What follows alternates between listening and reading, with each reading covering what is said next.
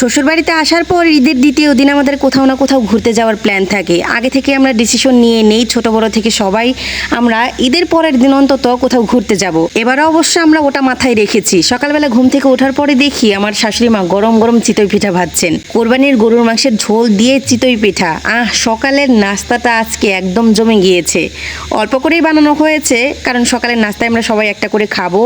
এর সাথে ভাতও রান্না করা হয়েছে। আমাদের নতুন ঘরের কাজ কিন্তু মোটামুটি কমপ্লিট হয়ে গিয়েছে। ধরতে গেলে 90% কাজ শেষ, শুধু 10% কাজ একটুখানি ঝুলে আছে। রুমের ভেতরের টাইলসগুলো লাগানো শেষ, শুধুমাত্র ওয়ালের কাজটা বাকি আছে, আর বাহিরের একটা অংশ বাকি আছে। আর ওই যে ছাদের যে অংশটুকু, ওটার ফিনিশিংও করা হয়নি। যেহেতু ছাদের ওই অংশটুকু ফাঁকা, তো বৃষ্টির পানি এসে সবগুলো রুম পানি দিয়ে ভর্তি ছিল। আজকে আমরা সবাই মিলে রুমগুলো পরিষ্কার করেছি। এই বেডরুমটা হচ্ছে আমার ভাসুর আর জায়ের। তো এই বেডরুমটা আবার সব থেকে বড়। এই বেডরুমটা দেখতেও অনেক সুন্দর হয়েছে মাশাআল্লাহ। আর এই যে রুমটা দেখতে পাচ্ছেন, এটা হচ্ছে আমার শ্বশুর আব্বা আর শাশুড়ি মায়ের রুম। এই রুমটা আর হচ্ছে আমার ভাসুরের যে রুম, এই দুটা রুম হচ্ছে সামনের রুম। আমরা অবশ্য ভেতরের রুমটাই সিলেক্ট করেছি। আমার কাছে সামনের রুমের থেকে ভেতরের রুমটাই বেশি পছন্দ। ভেতরের বাম পাশের রুমটা হচ্ছে আমার ননদের, আর এই যে ডান পাশের রুমটা দেখতে পাচ্ছেন, এটা হচ্ছে আমাদের রুম। এই রুমটাতে অনেক ঠান্ডা। আজকে কিন্তু আমরা এই রুমটাতে অনেকক্ষণ শুয়েও ছিলাম। বালিশ দেখতে পাচ্ছেন।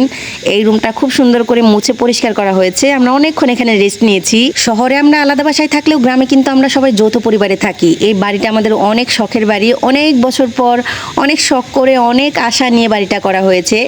জানি না লাস্ট মুহূর্তে বাড়িটা দেখতে কেমন হবে, তবে আলহামদুলিল্লাহ এখন পর্যন্ত বাড়ির যতটুকু কাজ হয়েছে আমাদের সবার খুব পছন্দ হয়েছে। যেহেতু বলেছি ঈদের দ্বিতীয় দিন ঘুরতে বের হব, বিকেলে এমন বৃষ্টি নেমেছে, অঝোরে বৃষ্টি। এত বৃষ্টি হয়েছে আজকে, বিকেলে বললে ভুল হবে, দুপুর থেকেই, মানে বেলা আনুমানিক 2টা থেকে 2:30টার দিকে এত বৃষ্টি নেমেছে। তবে একদিক থেকে বৃষ্টি নামাতে খুবই ভালো হয়েছে। আজকে কিন্তু প্রচন্ড গরম পড়েছে, যেমন রোদ তেমন গরম। বৃষ্টি অবশ্য বেশিক্ষণ ছিল না, 1-1.5 ঘন্টার মতো হবে। আম্মাজান বেরিয়েছে, আম্মাজানকে বললাম যে তাড়াতাড়ি রেডি হয়ে নাও, আমরা ঘুরতে যাব।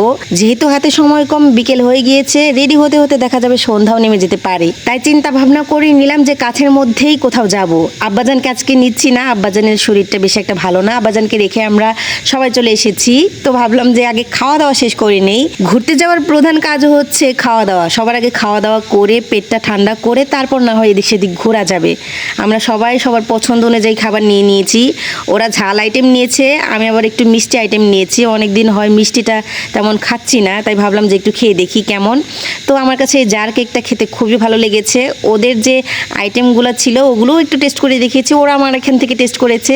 ওদের ঝাল আইটেমের থেকে আমার কাছে জার কেকটা সব থেকে বেশি ভালো লেগেছে। দেখতে দেখতে কোন দিক দিয়ে যেন ঈদের দ্বিতীয় দিনও পার হয়ে গেল। যাই হোক, আলহামদুলিল্লাহ শ্বশুরবাড়িতে এসে কোরবানি ঈদের দ্বিতীয় দিনটাও কিন্তু আমরা খুব উপভোগ করেছি। সবাই মিলে অনেক এনজয় করেছি, অনেক খাওয়া দাওয়াও হলো আলহামদুলিল্লাহ।